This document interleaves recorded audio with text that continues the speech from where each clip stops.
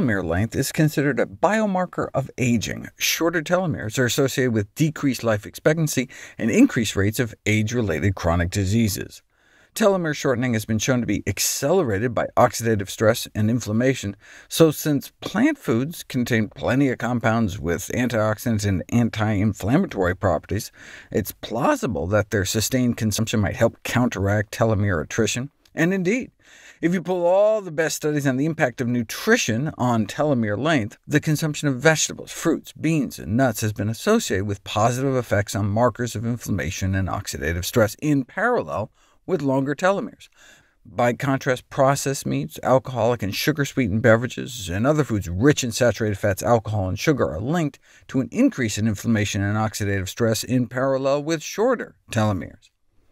In my last video on telomeres, I featured a randomized controlled trial showing a whole food plant-based diet and lifestyle program could actually lengthen telomeres. Is it just because they cut out the junk? Those eating the most ultra-processed foods have been found to have almost twice the odds of having short telomeres. Maybe it's because they cut out the processed meat, like bacon, ham, hot dogs, lunch meat, sausage, which have been associated with not only cancer and diabetes risk, but shorter telomeres as well, meaning accelerated cellular aging, though just having something like a steak was not similarly associated with telomere length. Processed meat, but not unprocessed red meat, is associated with shorter telomere length. This is perhaps due to the particularly high concentrations of glycotoxins, the advanced glycation end products, as well as carcinogenic nitrosamines in the processed meat that may promote inflammation and oxidative stress. The only unprocessed meat associated with shorter telomeres was poultry. For dairy, it appears to be the milk fat. A national survey of thousands of Americans found an association between increased biological aging and the consumption of high-fat milk. Even people just going up like 1% milk fat, from like 1% milk to 2% milk, low-fat milk to reduced fat milk, appeared to have more than 4 years of additional biological aging. We think it's because of the saturated fat, given that saturated fats trigger an inflammatory response. Not all plant foods are good for you, though. French fries and potato chip consumption is associated with shorter telomeres. Yes, fiber intake goes hand in hand with longer telomeres, as does higher vegetable and fruit consumption, but that may be trumped by a deep fryer. What about the consumption of a high-fat whole plant food, like nuts?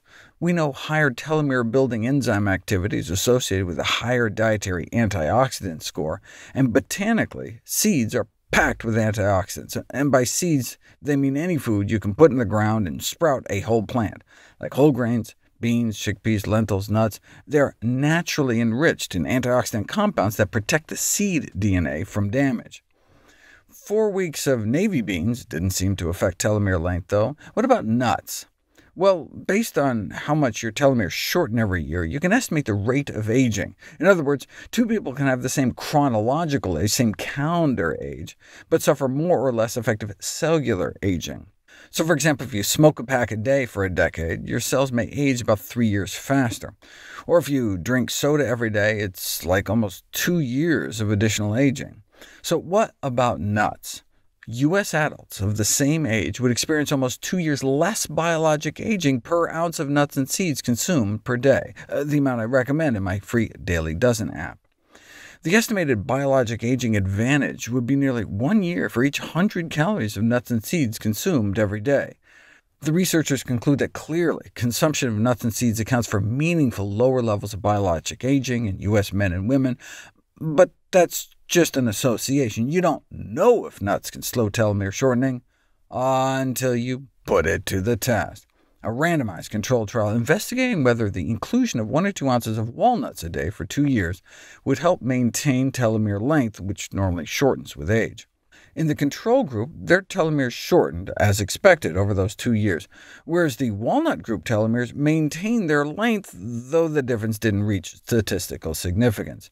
Now, that was measuring average telomere length, and it's probably more telling to look at how long the shortest telomeres are rather than the average. And if you do that, look at the percentage of telomeres that are particularly short, the walnut group does edge out over the control group. It's well established that the length of the shortest telomere is the key biomarker of the onset of senescence. The researchers conclude that the inclusion of walnuts in the regular diet for 2 years tends to delay leukocyte telomere shortening in older individuals. A study on pistachio consumption, 2 ounces a day for 4 months, reduced signs of DNA damage, but did not significantly slow the rate of telomere shortening. And this study, which randomized people to eat more mixed nuts, found a higher risk of telomere shortening in the nut group, for which the researchers could offer no explanation, so it's not clear whether nuts help with telomeres or not. Most supplement intervention studies observed null effects on telomere length as well, with the exception of green tea. 36 elderly women were randomly divided into 2 groups, exercise alone or exercise with green tea consumption for 5 months, and a significant boost in telomere length in the green tea group with no change from the placebo.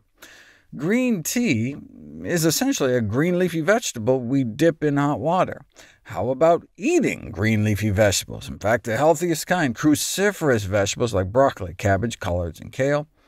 They pitted raw versus cooked, and found that cooked was better than raw for reducing DNA damage from a carcinogen, but raw was more anti-inflammatory.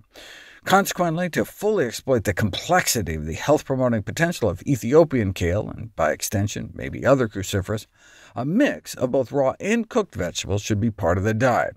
OK, but what about for boosting the telomere lengthening age reversal enzyme? Raw or cooked? Which do you think? A short-term dietary intervention showed that cooked, but not raw, boosted telomerase activity in as short as 5 days, eating 1¼ cups of this kale a day.